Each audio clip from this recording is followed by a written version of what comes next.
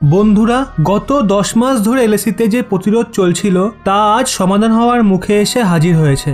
কিন্তু তা কেবল প্যাংসো লেকের কাছে ফিঙ্গার 1 থেকে ফিঙ্গার 8 এরিয়ার মধ্যে হতে চলেছে, পুরো এলএসি জুড়ে নয়, যেখানে গত 10 মাস ধরে ভারত সরকার ও ভারতের সেনা নানাভাবে চীনকে পেছনে সরানোর প্রচেষ্টায় ছিল।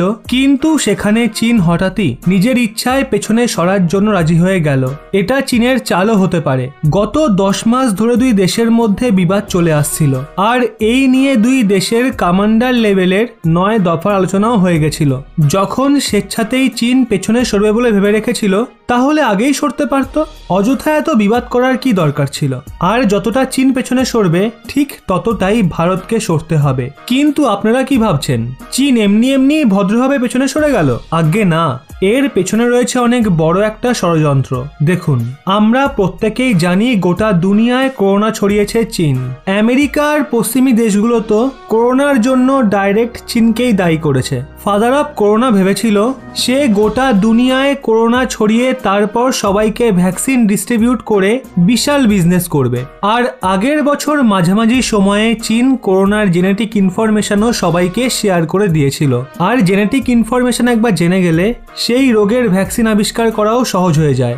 আর ভ্যাকসিন অ্যাপ্রুভালের আগে প্রয়োজন পড়ে ট্রায়াল রিপোর্টের। আর যখন 2020 মেতে গোটা দুনিয়ায় করোনা ছড়ানো শুরু করেছিল, তখন চীনে করোনার প্রভাব শেষ হয়ে এসেছিল। আর ভ্যাকসিনের ট্রায়ালের জন্য চীনের কাছে করোনা পেশেন্টও ছিল না। তাই চীনের ভ্যাকসিনের টেস্টিং অসুবিধাও হচ্ছিল। সেই জন্য চীন ব্রাজিলকে বলে যে আপনারা আমাদের ভ্যাকসিনের ট্রায়াল করুন। কিন্তু চীনের ওপর সব দেশ চটেছিল, তাই সেক্ষেত্রে ব্রাজিলও মুখের ওপর ভ্যাকসিন ট্রায়ালে অসম্মতি জানিয়ে দেয় আর ভারতের ওপর আশা বজায় রাখে। তাই চীন শেষমেশ পাকিস্তানের ট্রায়াল চালায়। আর পাকিস্তানের বুদ্ধি দেখুন, চীন থেকে 5 লাখ ভ্যাকসিন উঠিয়ে নিয়ে আসে। এবার ওদের কে বোঝাবে যে এটা এখনো ট্রায়ালে আছে, এটা অ্যাপ্রুভ ভ্যাকসিন নয়। যদি সফল হয়ে যায় তাহলে চীনের জয় জয়কার হবে, আর যদি একবার অসফল হয় তখন কি হবে? এর জন্য বলে ভারতের কাছ থেকে কিছু শেখা উচিত। বোম বারুদের দুনিয়া থেকে বেরিয়ে মাঝে মধ্যে ভ্যাকসিন নিয়ে রিসার্চ তো করতে পারে। আরে স্যার ইমরান খান, ভ্যাকসিনও একটা ভালো জিনিস। জানেন ভারত এখন 100টা দেশকে ভ্যাকসিন সাপ্লাই করার জন্য লেগে রয়েছে। যেই কানাডা কিছুদিন আগেও ভারতের বিরোধিতা করছিল, সে এখন মোদিজিকে বলছে যে আমাদের এখানে অনেক সমস্যা হচ্ছে, কিছু ভ্যাকসিন আমাদেরও পাঠান। তো ভারত সেখানেও বড় মনের পরিচয় দিয়েছে, কানাডাকেও ভ্যাকসিন দেওয়া হয়েছে। ভারত টোটাল 100টা দেশকে ভ্যাকসিন প্রোভাইড করছে। অনেক দূর দূর পর্যন্ত ভারতের ভ্যাকসিন যাচ্ছে। ক্যারিবিয়ানে ডোমিনিকান নামের একটা দেশ রয়েছে, সেখানেও বিমানে করে 35,000 ভ্যাকসিন পাঠানো হয়েছে। এবার আপনি ভাবছেন মাত্র 35,000? আরে ওখানকার জনসংখ্যাই তো মাত্র 72,000। আর অর্ধেক লোক তো একবার ভ্যাকসিন সাপ্লাই ভ্যাকসিনেট হয়ে যাবে। আর আপনি কি জানেন ওখানকার পিএম এতটা খুশি হয়েছেন যে তিনি স্বয়ং নিজে এয়ারপোর্টে এসে ভ্যাকসিন নামিয়েছেন। ভারতের ভ্যাকসিন পুরো দুনিয়ায় পৌঁছাচ্ছে।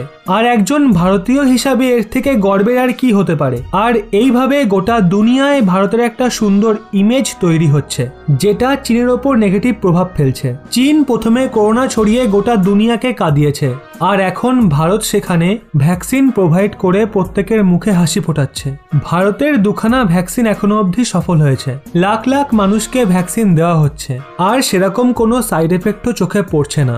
এক্ষেত্রে চীন দেখছে যদি করোনার ইমেজ থেকে নিজেকে সরাতেই হয়, কারণ ভারত ভ্যাকসিন ডিস্ট্রিবিউট করে গোটা দুনিয়ার ইমোশন আগে নিজের দিকে টেনে নিয়েছে। তাই দেখুন, যখনই ভ্যাকসিনের ডিস্ট্রিবিউশন শুরু হয়েছে তখনই চীন ডিসএঙ্গেজমেন্টের জন্য রাজি হয়ে গেছে। তার আগে কিন্তু চীন এক ফোঁটাও সরছিল না। কিছু দেশ তো চীনের ওপর এতটা খোঁচে আছে যে 2022-এ চীনে যে অলিম্পিক হতে চলেছে সেটাকেও বহিষ্কার করতে চাইছে। ওদিকে চীন সরাসরি হুমকি দিয়েছে যেই দেশ 2022-এর অলিম্পিক বহিষ্কার করবে তার ওপর চীন সোজা প্রতিবন্ধকতা আনবে। মানে যে সমস্ত দেশকে চীন বিভিন্ন প্রজেক্টের জন্য টাকা দিত সেগুলো দেওয়া সম্পূর্ণ বন্ধ করে দেবে। আর এর ফলে ওই দেশের প্রজেক্টও আটকে যাবে, আর ওই দেশকে অনেক বড় লোকসানের মুখ দেখতে হবে। তাই এক্ষেত্রে ভারতকে তো সবার আগে অলিম্পিক বহিষ্কার করা উচিত, কারণ ভারত তো এমনিতেই চাইছে চীনের ওপর ব্যান লাগাতে। আর ভারত যদি এটা করে তাহলে এক ঢিলে দুই পাখি মরবে। দুনিয়া জুড়ে আলোচনা শুরু হবে যে ভারতের মতো এত বড় একটা লোকতান্ত্রিক দেশ কেন অলিম্পিক থেকে বেরিয়ে গেছে। গোটা দুনিয়া এই নিয়ে চাঞ্চল্য ছড়াবে।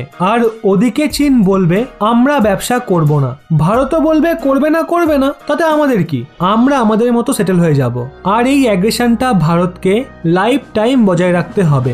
আর সমস্ত কোম্পানিকে বলবে আপনারা ভারতে চলে আসুন, আমরা আপনাদের PLI স্কিমের সমস্ত সুবিধা দিয়ে দেব। আর তারপরেই খেলা জমে যাবে, চীনের মাথায় সোজা বাজ পড়বে। এবার আপনাদের কি মনে হয়, ভারতকে কি 2022-এর অলিম্পিক বহিষ্কার করা উচিত নাকি নয়? অবশ্যই নিচে কমেন্টে জানান। এবং এরকমই ব্যাক টু ব্যাক আপডেট পেতে রহস্য বাংলা এই চ্যানেলটি সাবস্ক্রাইব করে পাশের বেল আইকনটি অল করে রাখুন।